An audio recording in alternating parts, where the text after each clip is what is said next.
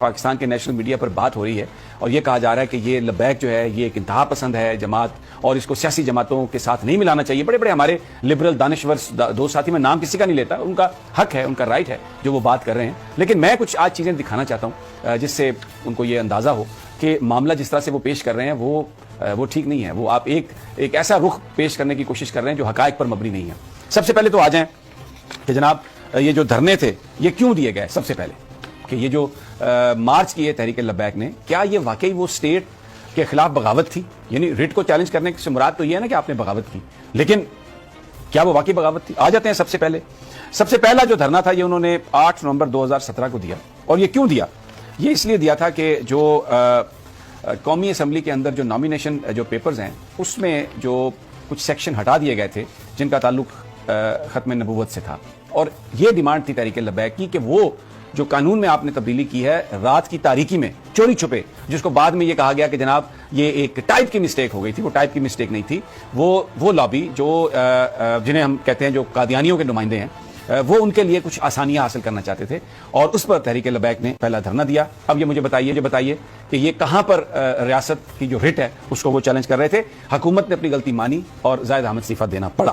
پھر اس کے بعد دوسرا جو دھرنا تھا وہ اگست 2018 میں اس وقت انہوں نے دیا جب ہالینڈ کے رکن پارلیمنٹ گیرٹ ولڈر نے یہ کہا کہ جو متنازع خاکیں ہیں, جو نبی پاک صلی اللہ علیہ وسلم کی شان میں جو گستاخی ہو رہی ہے, وہ ان خاکوں کی ایک نمائش کرانا چاہتے ہیں, جس پر یہ جو بڑی بڑی سیاسی جماعتیں ہیں خاموش نہیں, کسی نے کچھ نہیں بولا.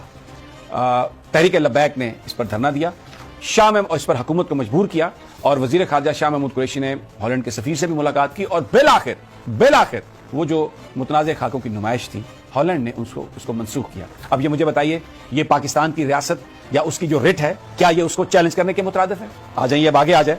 تیسری بات جو دھرنا تھا 2018 میں, وہ آسیہ بی بی کو جب رہائی دی گئی سپریم کورٹ کے ایک حکم کے تحت, ایک فیصلے کے تحت, تو دھرنا دیا تحریک لبیک نے کہ حکومت اس کی ریویو پٹیشن میں جائے اور آسیہ کو رہا نہ کیا جائے.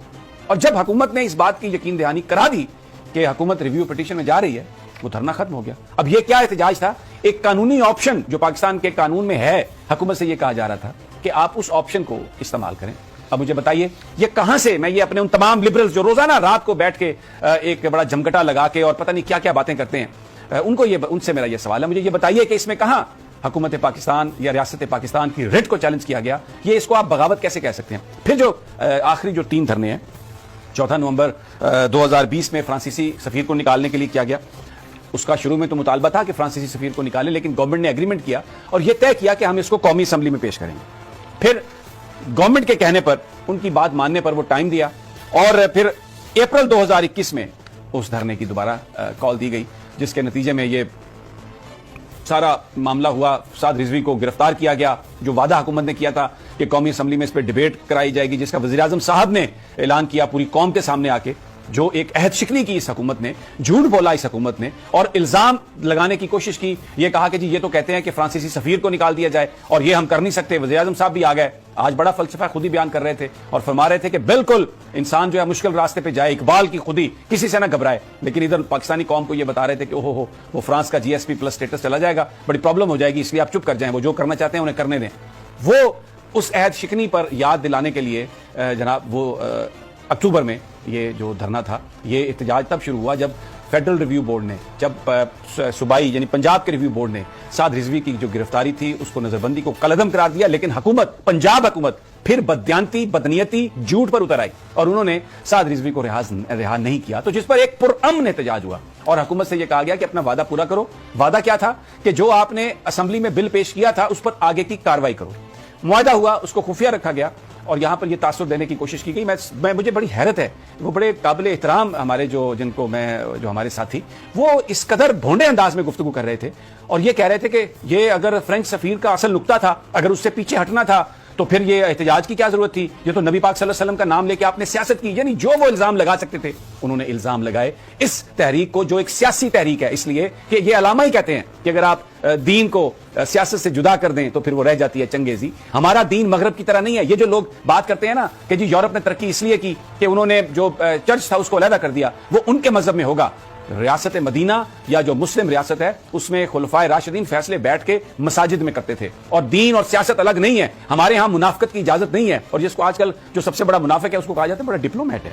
یہ تو بڑی کمال کی بات ہے, یہ بڑا سیاستدان ہے. یہ ہمارے دین میں اس بات کی اجازت نہیں ہے. سچ, حقیقت. اور یہ جو کہانی کہ جی آپ یہ ان جتھوں کے آگے, یہ جتھے نہیں ہیں. 23 لاکھ ووٹ لیے انہوں نے پاکستان کے الیکشنز میں, اور اب خطرہ یہ ہے کہ آنے والے انتخابات میں اب یہ پولیٹیکل پارٹی کے طور پر یہ ایکٹ کریں گے, تو انہوں نے ایک میسج دے دیا ہے کہ ہم کبھی یو ٹرن نہیں لیتے. ہم جس بات پہ کھڑے ہیں, میرے آقا محمد مصطفیٰ صلی اللہ علیہ وسلم کی ناموس, اور وہ ناموس صرف خاکوں تک محدود نہیں ہے. مینیفیسٹو ہے, ریاست مدینہ جو نبی پاک صلی اللہ علیہ وسلم نے اور خلفائے راشدین نے قائم کی. سادہ, کوئی اس میں کمپلیکیشن نہیں ہے, کوئی منافقت نہیں ہے, کوئی جھوٹ نہیں ہے. سیدھی میرٹ پہ بات ہو, لوگوں کے سامنے بات ہو.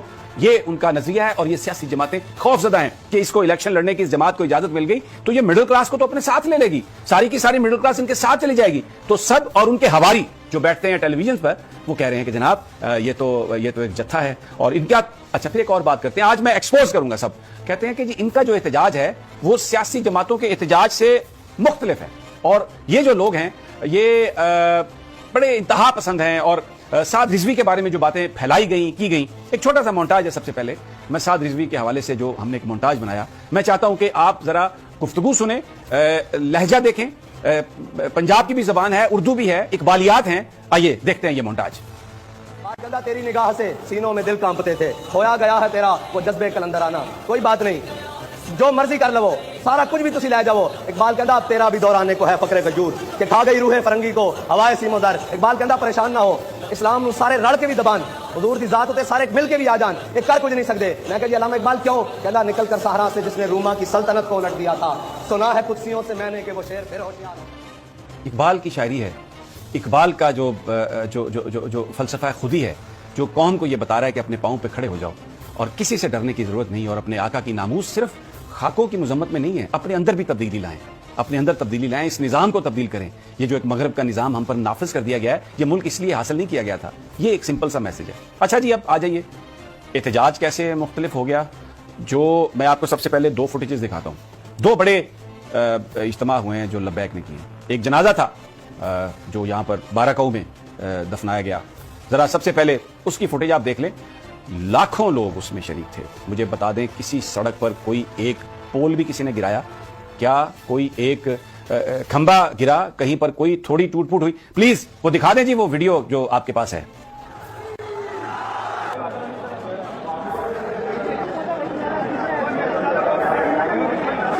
ادھر سے گزرتا ہوا بارہکاؤ میں گیا, اور یہ پھولوں کی پتیاں ہیں, کسی کے ہاتھ میں لٹھ نہیں ہے. یہ وہ لوگ ہیں, یہ لاکھوں لوگ ہیں. یعنی یہ میں کوئی 2, 4, 5 لاکھ لوگوں کی بات نہیں کر رہا. یہ وہ لوگ ہیں, حد نگاہ تک لوگوں کا ایک سمندر ہے, جو ایک ریاکشن ہے. یہ ریاکشن جو ظلم ہو رہا ہے, یہ ریاکشن جو اس وقت ملک میں ناانصافی ہے, یہ اس کے خلاف ہے. یہ آپ نے دیکھا. اب آ جائیے جی, اب میں آپ کو ایک دوسرا خادم حسین رضوی, جب ان کا انتقال ہوا, لوگ بڑی یہ باتیں کرتے ہیں, یہ سیاستدان, ان کے تو مقدر میں ہی نہیں ہے اتنے لوگ. اور یہ ان کا آپ جنازہ دیکھیں, ان کے لیے لوگوں کی محبت کس لیے تھی؟ خادم حسین رضوی کے لیے محبت اس لیے تھی کہ یہ میرے آقا محمد مصطفیٰ صلی اللہ علیہ وسلم کا نام لیتے تھے. دیکھیے یہ کراؤڈ دیکھیں, اس جنازے میں بھی کتنی بڑی تعداد ہے لوگوں کی. یہ کسی مقدر والے کے نصیب میں یہ چیزیں ہو سکتی ہیں, اور کہیں پر کوئی تشدد نہیں, کہیں پر کوئی وائلنس نہیں. یہ لاکھوں لوگ, یعنی یہ 40-50 لاکھ سے بھی زیادہ لوگ ہیں, آپ گن نہیں سکتے. پورا لاہور امڑ آیا, پورا پاکستان امڑ آیا. کس کے لیے؟ میرے آقا محمد مصطفیٰ صلی اللہ علیہ وسلم کے نام کی برکات ہیں. اور اگر قوم اس نام پر آج اکٹھی ہو جائے اور یہ فیصلہ کر لے کہ ہم نے کسی کے آگے نہیں جھکنا, یہ کیا بیچتا ہے فرانس اور کیا بیچتا ہے یہ کوئی جذباتی بات نہیں ہے. آپ کو سینکشنز لگی تھی جب آپ سے یہ کہا گیا تھا کہ آپ نیوکلیئر بلاسٹ نہ کریں, لیکن اس وقت بھی آپ نے سروائیو کیا. اور آپ یقین کریں, اگر آپ ایک میسج دیتے ہیں سچائی کا, اور یہ کہتے ہیں پوری اقوام کو کہ آپ ہمارے معاشرے کو, ہمارے پیغمبر کو, ہماری اقدار کو, ہمارے کلچر کو مت چھیڑیں, چھوڑ دیں ہمیں تنہا, and we can survive alone, تو یقین کریں اس قوم میں اتنی پوٹینشیل ہے کہ ہم یہ سب کچھ کر سکتے ہیں. یہ میں نے وہ مناظر دکھائے ہیں جس سے یہ خوف زدہ ہیں کہ یہ اتنے لوگ اگر یہ ووٹ دے دیے انہوں نے تو یہ تو حکومت میں آ جائیں گے, ہم کدھر جائیں گے. سبسکرائب کریں اور بیل دبائیں تاکہ کوئی خبر رہ نہ جائے.